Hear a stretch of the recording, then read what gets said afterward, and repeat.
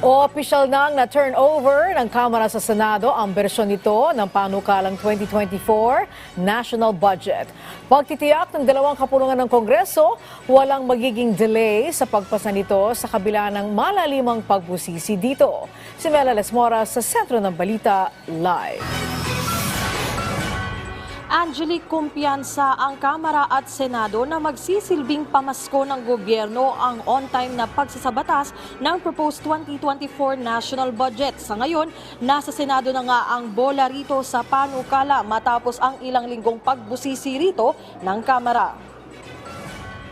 Opisyal nang naibigay ng Kamara sa Senado ang ipinasa nilang pinal na bersyon ng House Bill No. 8980 o 2024 General Appropriations Bill.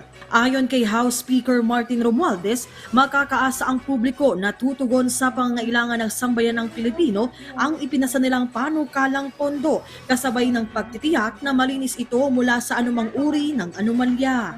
Kabilang sa mga institutional amendment na ginawa ng Kamara sa budget proposal ay ang paglalaan ng dagdag pondo para sa sektor ng agrikultura at kalusugan. Inilipat din nila ang confidential funds ng ilang civilian agencies para sa mga ahensyang nakatutok naman sa pagpapanatili ng ating national security, lalo na yung mga nakabantay sa pagtugon sa mga issue sa West Philippine Sea. We have incorporated significant institutional and individual amendments to offer both immediate respite and enduring solutions to these challenges.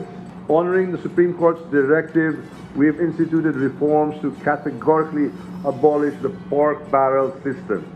Our commitment to upholding transparency, accountability, and exemplary governance remains stronger than ever. Sabi naman ni Senate President Juan Miguel Zubiri, ngayong nasa kanila na ang bola ukol sa proposed 2024 national budget, makakaasa ang publiko na tututukan din nila itong maigi at bago magtapos ang buwang ito, ipapasa na rin nila ang panukala sa ikatlo at huling pagbasa. As it is the tradition in the Senate, every budget season, we foresee long hours of debates on the floor, but we also expect to keep true to our timeline.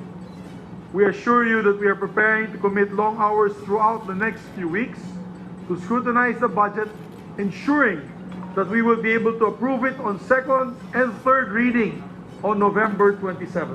Pagkatapos sa Senado, dadaan din sa Bicameral Conference Committee ang budget proposal, pero kumpiyansa ang Senate leader na bago magtapos ang taon, maisasabatas na rin ito. We look forward to continuing the seamless working relation with the House as we work together to ratify the Bicameral Conference Committee report by the first week of December.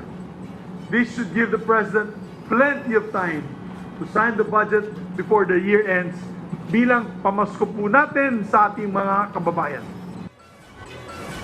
Angelique, sa ngayon nga ay balik sesyon na rin ang Kongreso matapos nga ang ilang linggong break at ang mga komite dito sa Kamara tuloy-tuloy rin yung pagdinig ng iba't ibang mga panukala ngayon.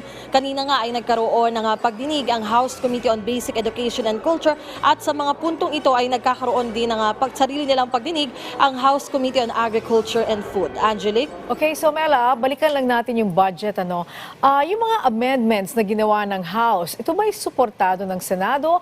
Mariretain kaya itong mga ginawa nilang amendments na ito sa ipapasang bersyon? Yes, Angelique, kabilang nga yan sa mga natanong ng House Media dito nga kay Senate President Zubiri. At ang sinasabi nga niya, nagpapasalamat siya sa naging dedikasyon at mabilis na pagbusisi ng Kamara dito nga sa panukalang pondo para sa susunod na taon. Angelique, sa ngayon wala pang masabi, hindi pa makapagsalita ng tapos ang Senate President. Pero ang tinitiyak nga niya talagang kung yan yung pinakamainam para sa lahat, ito yung kanilang gagawin. Kasi batid naman ng SP Zubiri na talagang may mga pagbabago nga na ginawa ang Kamara, partikular na yung pag-realign ng confidential funds dito nga sa mga ahensyang nakatutok sa pagtugon sa ating national security at West Philippine Sea. At tinitiyak naman nila kung ito nga ay papasa rin sa pagbusisi ng Senado, yan ay mariretain. So Angelique, sa ngayon, talagang aabangan din natin yung magiging usad ng panukalang pondo, pero sa side ng Kamara, umaasa sila na ito ay makakakuha rin ng suporta sa Senado. Angelique? Okay, abangan natin yan. Maraming salamat, Mela Lesmoras.